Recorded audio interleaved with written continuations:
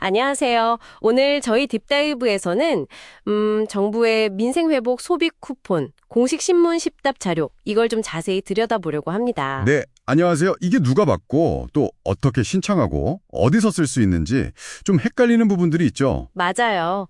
그래서 오늘 저희가 당신이 꼭 알아야 할 핵심 정보만 쏙쏙 뽑아서 명확하게 정리해 드리겠습니다. 자, 바로 시작해 볼까요? 좋습니다. 우선 가장 먼저 눈에 띄는 건데요. 2025년 6월 18일 이후에 태어난 신생아, 이 아기들도 지원 대상에 포함된다는 거예요. 네, 그게 좀 특별하죠. 출생 신고를 하고 나서 그 정해진 이의 신청 기간이 있거든요. 7월 21일부터 9월 12일 사이인데 이 안에 신청하면 받을 수 있다는 거죠. 기간 안에만 하면 되는군요. 다만 좀 안타까운 건 그 기준일인 6월 18일 이후에 돌아가신 분들은 아쉽지만 지급 대상에서는 제외된다고 합니다. 네, 그건 좀 어쩔 수 없는 부분 같고요. 그럼 이제 신청 방법을 좀 볼까요? 기본 원칙은 간단합니다. 성인, 그러니까 2006년 12월 31일 이전에 태어나신 분들은 본인이 직접 신청해야 하고요. 본인이 직접. 네, 반면에 2007년 이후 출생한 미성년자들은 세대주가 대신 신청하는 게 기본입니다. 미성년자는 세대주 대리 신청이 원칙. 그런데 여기서부터가 조금 복잡해지는 것 같아요. 제가 자료를 보니까 미성년자 말고도 대리 신청이 가능한 경우가 꽤 많더라고요. 군인이라든지 또 요양병원에 계신 분들, 이런 다양한 예외 규정들, 이거 핵심이 뭔가요? 네, 맞습니다. 다양한 상황들을 좀 고려한 예외들이 있어요. 법정 대리인이나 아니면 같은 세대에 사는 가족, 배우자, 직계 좀비속 이런 분들이 신분증이랑 위임장 가지고 대리 신청할 수 있고요. 위임장이 필요하군요. 네, 그렇죠. 그리고 군 장병들 같은 경우는 나라사랑 카드로 받거나 아니면 부대로 상품권을 우편으로 받을 수도 있고 그것도 아니면 대리 신청도 가능하군요. 방법이 여러 가지네요. 네, 요양병원 입소자분들은 형제자매가 좀 더 간소하게 대리 신청할 수도 있고 아니면 찾아가는 신청 서비스라는 것도 이용할 수 있다고 합니다. 찾아가는 신청이요? 네, 그러니까 핵심은 신청이 좀 어려운 상황에 계신 분들도 최대한 지원을 받으실 수 있도록 여러 경로를 만들어 놨다는 거죠. 다만 각 상황에 맞는 서류는 미리 확인하시는 게 좋겠습니다. 그렇군요.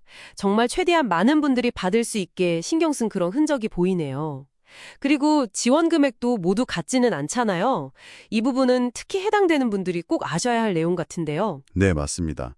이건 확실히 그 취약계층에 대한 지원을 좀 더 강화하려는 의도가 보입니다. 기초생활보장 수급자는 40만 원. 40만 원? 네. 그리고 차상위 계층이나 한부모 가정은 30만 원을 받게 됩니다. 차이가 있군요. 네. 여기서 또 중요한 게 있는데요. 만약에 이해 신청 기간 중에 자격이 바뀌는 경우가 있을 수 있잖아요. 예를 들어 일반 대상자였다가 차상위 계층으로 확인됐다거나 하면 그 차액만큼 소급해서 받을 수 있다는 겁니다. 소급 작용까지. 그건 다행이네요. 그렇죠.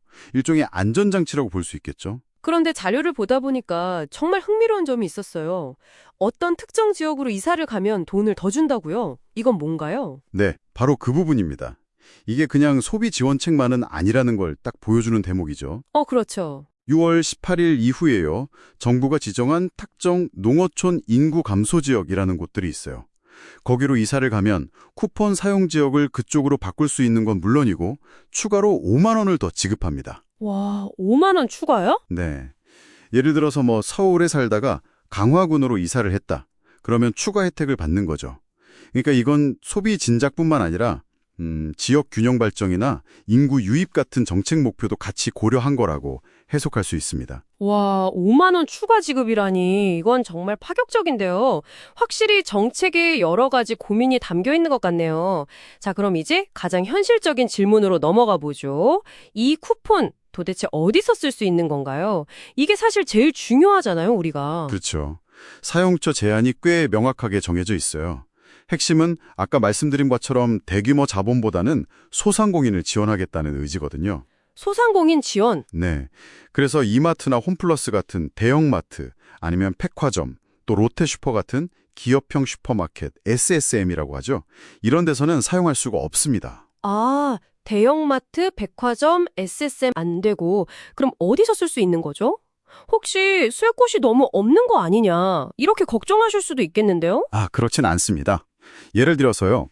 대형마트나 백화점 안에 입점해 있더라도 그게 임대 매장 형태로 운영되는 소상공인 가게라면 사용이 가능할 수도 있어요. 아, 그 안에 있어도 소상공인이면 가능할 수 있다? 네. 그리고 또 연 매출 30억 원 이하인 편의점, 우리가 아는 GS25나 CU 같은 것들 있죠? 거기서는 사용 가능하고요. 오, 편의점은 되는군요. 네, 연매출 30억 이하. 택시 같은 경우도요. 개인 택시는 차고지가 사용 지역 안에 있으면 가능하고 법인 택시는 연매출 30억 원 이하인 업체만 해당됩니다. 그러니까 딱 소상공인하고 지역경제 활성화에 초점을 맞춘 거죠. 아하, 그 기준이군요. 대형 프랜차이즈라도 매출 규모를 따지는 거네요. 그럼 그 배달앱 같은 경우는 어때요? 요즘 워낙 많이들 쓰시니까요. 배달 앱을 통해서 온라인으로 가로 결제하는 거 있잖아요. 그거는 원칙적으로는 불가능합니다. 아, 안 되는구나. 네. 그런데 배달 오신 분을 직접 만나서 카드 단말기 같은 걸로 결제하는 거, 현장 결제 방식이라면 사용이 가능할 수도 있다고 해요. 이것도 결국은 결제가 어디서, 누구에게 이루어지느냐, 그게 기준인 셈이죠. 현장 결제는 가능할 수도 있다. 네. 마찬가지로 지하철이나 버스 같은 대중교통 요금 결제는 안 됩니다. 자, 오늘 민생회복 소비 쿠폰에 대해서 정말 깊이 파고들어 봤습니다. 신생아 포함 여부부터 시작해서 좀 복잡했던 대리 신청 방법, 또 차등 지원 금액, 그리고 깜짝 놀랄 만한 이사 혜택까지. 마지막으로 가장 중요한 사용처 제한 내용까지 짚어봤는데요. 이 정보들이 당신이 쿠폰을 이해하고 또 잘 활용하는데 실질적인 도움이 되기를 바랍니다. 네. 오늘 쭉 살펴본 이 쿠폰의 세부 규정들을 보면 말씀하신 대로 소상공인을 지원하려는 정책 목표는 아주 분명해 보입니다. 하지만 한편으로는 이런 복잡한 규정들이 오히려 정보 접근성이 좀 낮은 분들께는 또 다른 장벽이 되진 않을까 그런 생각도 들고요. 혹은 키오스크나 앱 결제 방식 제한 같은 것들이 특정 사용자 그룹에게는 불편을 초래하지는 않을지 이런 부분도 한 번쯤 생각해 볼 필요가 있는 것 같습니다. 그쵸. 정책의 좋은 의도와 실제 현장에서 체감하는 효과 사이에는 또 간극이 있을 수 있으니까요. 네. 과연 그 간극에 대해서 당신은 어떻게 생각하시나요? 이런 질문을 한번 던져봅니다. 더 자세한 내용이나 궁금한 점은 행정안전부 전화번호 044-205-6071번으로 문의하시면 확인하실 수 있습니다.